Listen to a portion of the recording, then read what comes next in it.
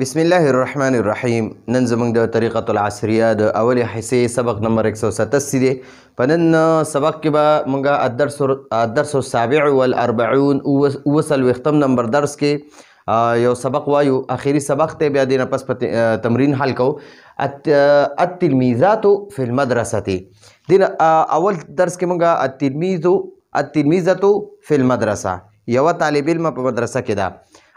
بیا دویم سبق کې مونږ ویلو التلمیذتان فی المدرسه، دو طالب علمانې په مدرسه کې دي. او اوس سبق کې دي التلمیذات فی المدرسه، ډېرې شاګردانې په مدرسه کې دي. نو دې کې مونږ لا یو طرف ته استفهامیه جملې راکړي، یو طرف ته جوابیه دي. نو په دې استفهامیه جملو کې به مونږ د جمع مؤنث حاضر صیغو دغه کوجي، د جمع مؤنث حاضر صيغو مشق پکو. او په دې جوابیه جملو کې چې په دې کې به موږ د جمع متکلم مؤنث لپاره چې کوم استعمالېږي د هغې به موږ مشق کوو. نو دلته کې دی وی یا ایتها البناتو، ای جنکو. یا ایتها البناتو معنا ده ای جنکو، یا ایتها البناتو ای جنکو. من انتن، تاسو څوک یئ؟ من انتن، تاسو څوک یئ؟ نو دا جنکۍ ولا جواب ورکوي نحن طالبات، مونږ طالب علمان یو. نحن معنا مونږ، طالبات طالب علمان یو. نحن طالبات مونږ طالب علمان یو. بیا ته تپوس کوي من تقمنا، من تقمنا، متى تقمنا، متى تقمنا فی الصباح، تاسو سحر څه وخت پاسئ؟ متى تقمنا، تاسو څه وخت پاسئ؟ فی الصباح، سحر، تاسو سحر وخت کې کم وخت پاسئ؟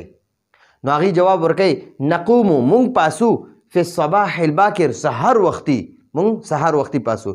بیا ته تپوس کوي ماذا تفعلنا، ماذا تفعل، ماذا معنا ده څه، تفعلنا معنا ده کار کوئ.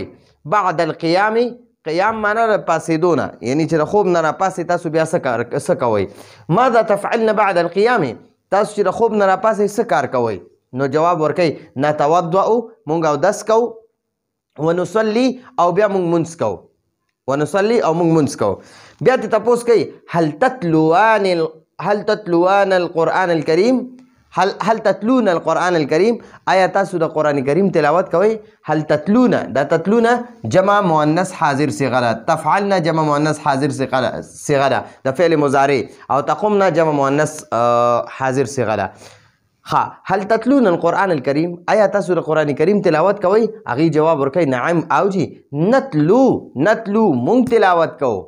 ګورئ دا د دوو جنکو دپاره هم راځي او د سړو دپاره هم راځي، او د دوو نه زیاتو دپاره هم استعمالیږي. نو دلته د دوو نه زیاتو دپاره استعمالیږي.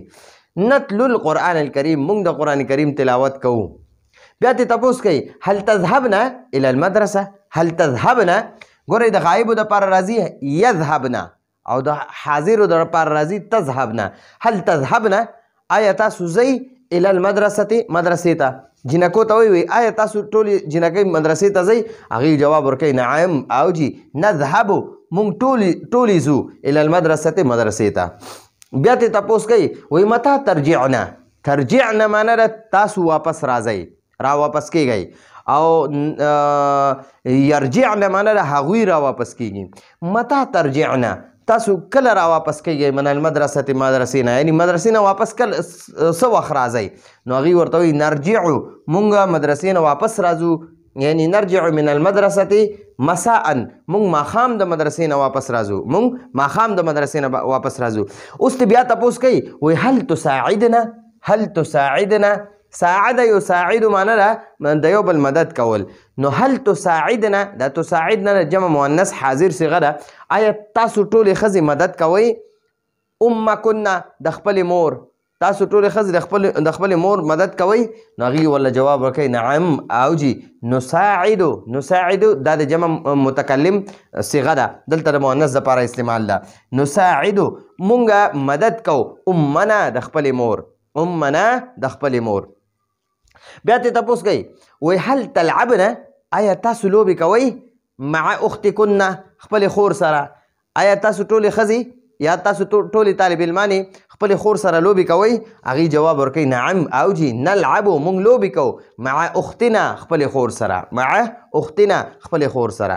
بیا ورته وی تپوس ته کوي هل تضربنا، آیا تاسو وخی ها هغه یعنی دغه خور وخی کومې خور سره چې تاسو لوبې کوئ هغه تاسو وخی هل تضربنه ها دا تضربنه دا د جمع مؤنث حاضر صیغه ده تضربنه معنی ده تاسو ټولې ښځې وخی او یضربنه معنی ده هغوی ټولې ښځې وخل کوي هغه ټولې ښځې وخل کوي او تضربنه معنی ده تاسو ټولې ښځې وخل کوئ نو هل تضربنها آیا تاسو ټولې طالباتي هغه وخی یعنی خپل خور وخی نو هغه جواب ورکوي لا نضربو مونږ نه وخو هغه یعنی خپل خور بلکې نحبو مونږ محبت کو هغې سره ٹھیک شو نو دا نضربو چې دی دام د جمع مؤنث متکلم صیغه ده او نحب چې دی دام د جمع متکلم صیغه ده دلته مؤنث دپاره استعمال ده نو دا چې کوم استفهامیه جملې دي په دې کې د جمع مؤنث حاضر صیغو د فعل مضارع جمع مؤنث حاضر صیغو مونږ مشق وکړو